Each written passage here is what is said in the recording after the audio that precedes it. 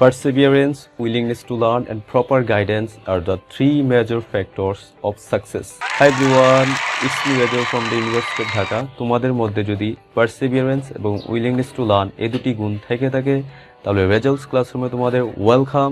আমার এই চ্যানেলে তোমরা Bangla, English, ICT, accounting, management, finance and স্ট্যাটিস্টিক্সের প্রথম ও দ্বিতীয় পত্রের প্রতিটি চ্যাপ্টার বা টপিক্সের উপর ধারাবাহিক লেকচার পাবে। তোমাদের একাডেমিক রেজাল্ট কিভাবে ভালো করতে পারো সে সমস্ত গাইডলাইন্স পেতে আমার চ্যানেলটি এখনই সাবস্ক্রাইব করে নোটিফিকেশন বেল আইকনটি অন করে রাখো এবং আমার এই চ্যানেলটি তোমরা তোমাদের ফ্রেন্ডদের সাথে শেয়ার করো।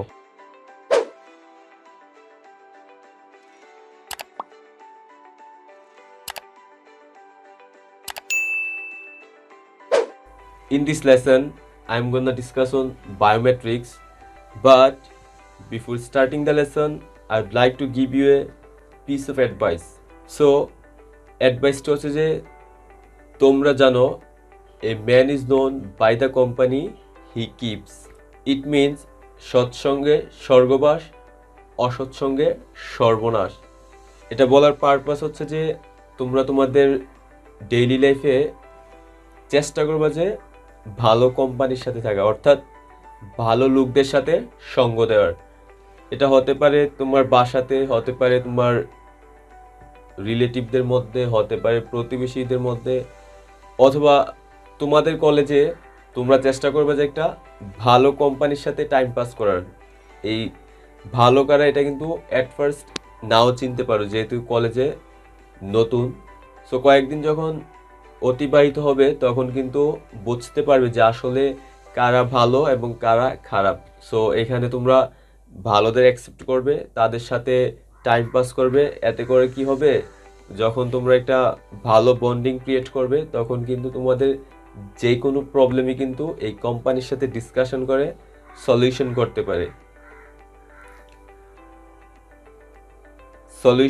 পারবে। ধরো যে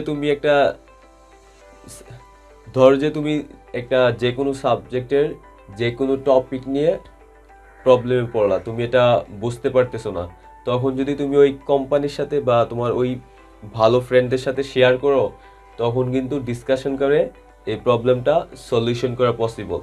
এছাড়াও ভালো কোম্পানির সাথে থাকলে বেনিফিটটা হচ্ছে যে ওরা যখন এক্সামে ভালো করবে তখন ওদের থেকে একটা ইন্সপাইরেশন কাজ করবে যে তোমারও ভালো করতে হবে। তাহলে এই যে ইন্সপাইরেশনটা এটা কিন্তু তোমার জন্য অনেক অনেক important. So try to keep a good company. Right now moving on biometrics, এবং এই টপিকটি কিন্তু অনেক অনেক ইম্পর্টেন্ট কারণ এখান থেকে তোমাদের এক্সামে কিন্তু সিকিউ কোশ্চেন আসবে। এই বায়োমেট্রিক শব্দটি এসেছে গ্রিক শব্দ বায়ো যেটার অর্থ জীবন, ও মেট্রিক যেটার অর্থ পরিমাপ। তাহলে এই বায়োমেট্রিক্সটা কি? বায়োমেট্রিক্সটা হচ্ছে যে এমন একটি সিস্টেম যেখানে বায়োলজিক্যাল ডেটা অ্যানালাইসিস করার মাধ্যমে একজন ব্যক্তিকে শনাক্তকরণ করা হয়। অর্থাৎ এখানে একজন ব্যক্তির শরীরের বিভিন্ন অংশের গঠনগত তথ্য, তার স্বভাব, তার বৈশিষ্ট্য বা তার ব্যক্তিত্ব পর্যালোচনা করে তাকে শনাক্তকরণ করা হয়। এবং এই বায়োমেট্রিক্সটি মূলত সিকিউরিটি বা নিরাপত্তা কনফার্ম করার ক্ষেত্রে 100% কার্যকর। তোমরা যখন বিভিন্ন কোম্পানি, বিভিন্ন অর্গানাইজেশন, বিভিন্ন অফিস এগুলোতে যাবে তখন কিন্তু এই বায়োমেট্রিক্সের ব্যবহার লক্ষ্য করতে পারবে। ইভেন তোমাদের মধ্যে যারা শহরে বসবাস করো তোমরা কিন্তু তোমাদের বাসায় এন্ট্রি নেওয়ার পূর্বেও কিন্তু এই বায়োমেট্রিক্সের ব্যবহার দেখে থাকো। ইভেন আমরা যদি এখন একটি সিম কিনতে যাই সেক্ষেত্রে কিন্তু আমাদের এই বায়োমেট্রিক্স সিস্টেমে রেজিস্ট্রেশন করতে হয়। এবং এই যে বায়োমেট্রিক্স পদ্ধতিতে রেজিস্ট্রেশন করে সিম কিনতে হয় এটা কিন্তু ব্যাক ইন সাম ইয়ার্স এটা ছিল না। এখন এই বায়োমেট্রিক্সে যেই সমস্ত ডেটাগুলো অ্যানালাইসিস করার মাধ্যমে একজন ব্যক্তিকে ফাইন্ড আউট বা শনাক্তকরণ করা হয় সেগুলোকে দুইটা ক্যাটাগরি করা হয়। এর একটি হচ্ছে ফিজিক্যাল, আরেকটি হচ্ছে যে ম্যানার সংক্রান্ত। ওকে, ফার্স্টে ফিজিক্যালে কি কি আছে? ফেস বা মুখমণ্ডল, ফিঙ্গারপ্রিন্ট বা আঙ্গুলের ছাপ, হাতের রেখা, রেটিনা, আইরিশ, শিরা, কণ্ঠস্বর।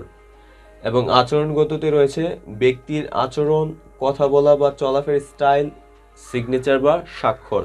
ওকে, ফেস বা মুখমণ্ডল হচ্ছে মানুষের ফেসের গঠনের পরিমাপ করে তাকে আইডেন্টিফাই করা হয়। দেন ফিঙ্গারপ্রিন্ট, এই ফিঙ্গারপ্রিন্টটা হচ্ছে যে আঙুলের ছাপ, এবং এই আঙুলের ছাপটা কিন্তু ইউনিক, অর্থাৎ এটা কিন্তু সৃষ্টিকর্তার একটি বিশেষ সৃষ্টি বলতে পারো, যে কোনো মানুষের সাথে কোনো মানুষের ফিঙ্গারপ্রিন্টের মিল নেই। ক্যান ইউ ইমাজিন যে পৃথিবীতে কত কোটি কোটি মানুষ রয়েছে, তাদের কারোর সাথে কারোর আঙ্গুলের ছাপের মিল নেই।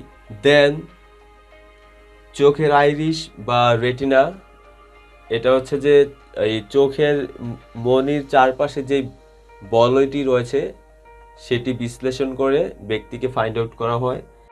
দেন শিরা, এই শিরা হচ্ছে যে এই যে হাতের শিরাগুলোকে অ্যানালাইসিস করে শনাক্তকরণ করা হয়। দেন কণ্ঠস্বর, মানুষের যে ভোকাল বা কণ্ঠস্বর সেটা অ্যানালাইসিস করে কিন্তু ব্যক্তিকে শনাক্তকরণ করা হয়। দেন আচরণগত, ব্যক্তির আচরণ বিশ্লেষণ করেও ব্যক্তিকে শনাক্তকরণ করা যায়। কথা বলা বা চলাফেরার স্টাইল দেখেও শনাক্তকরণ করা যায়, এবং সিগনেচার বা স্বাক্ষর দেখেও কিন্তু শনাক্তকরণ করা যায়। সিকিউরিটির ক্ষেত্রে এগুলো বেশি সিকিউর নাকি এই পাশেরগুলো বেশি সিকিউর? ডেফিনেটলি এই পাশেরগুলো, কারণ হচ্ছে যে এগুলো ফিজিক্যাল রিলেটেড, আর এগুলো হচ্ছে যে ম্যানার রিলেটেড।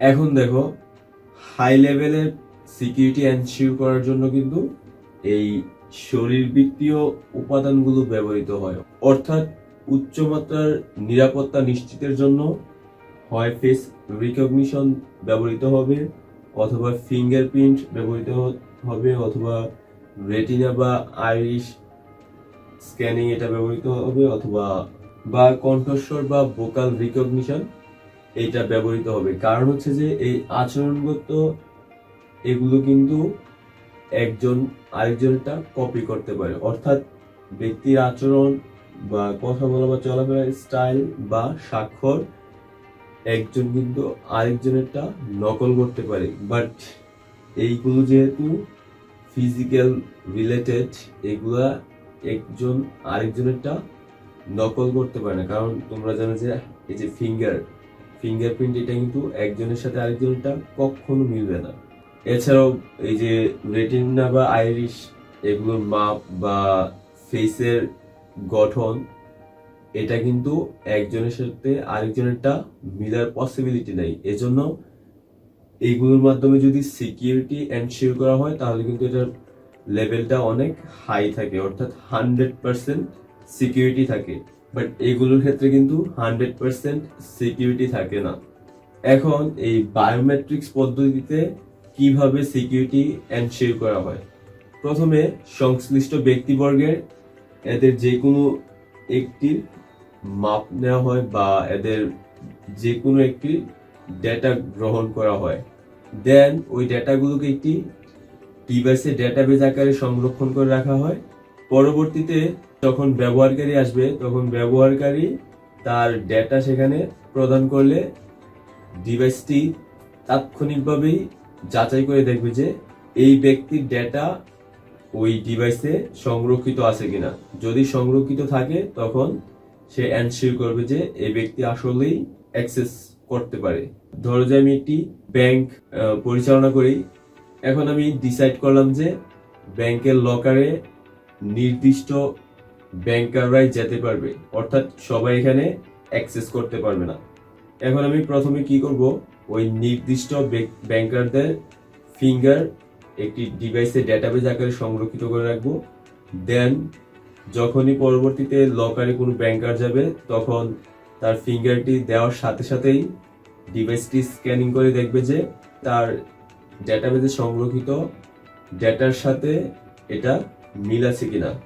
যদি এটা ম্যাচিং করে তখন ডিভাইসটি তাকে লকারে ঢোকার পারমিশন দিবে, অর্থাৎ ডিভাইসটি কনফার্ম করবে যে এই ব্যক্তিটি লকারে ঢোকার পারমিশন রয়েছে।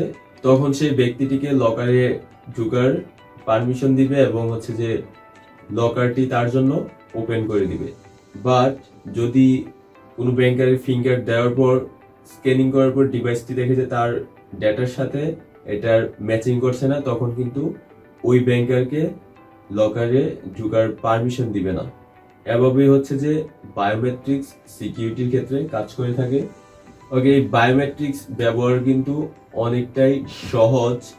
বায়োমেট্রিক্স রক্ষণাবেক্ষণ বা এটার ব্যবহারটা কিন্তু অনেক ইজি, এবং এক্ষেত্রে উচ্চমাত্রার সিকিউরিটি কিন্তু এনশিওর করা হয়। এখন তোমাদের এক্সামে যদি সিকিউতে ফিঙ্গারপ্রিন্ট অথবা বলা থাকে যে কোনো একটি জায়গায় এন্ট্রি নেওয়ার পূর্বে একটি ডিভাইসের সামনে তার মুখ বা চোখ দেখালো, তখন তোমরা শিওর হবা যে এটা অবশ্যই বায়োমেট্রিক্স। আই হোপ তোমরা বায়োমেট্রিক্স সম্পর্কে বুঝতে পেরেছো। সো গাইস, আজকে এতটুকু পর্যন্তই। ক্লাস সম্পর্কে তোমাদের যে কোনো অপিনিয়ন থাকলে let me know in the comment section.